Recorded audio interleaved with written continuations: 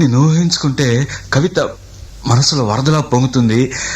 కానీ అదంతా రాయాలని కూర్చుంటే అక్షరాలే, మాటలే. ఊహలన్నీ పాటలే కనుల తోటలో, అదే తొలి కలల కవితలే మాట మాటలో. అదే ఆహా బ్రహ్మాండం. కవిత కవిత పాడు. కమ్మని ఈ ప్రేమ లేఖనే రాసింది హృదయమే,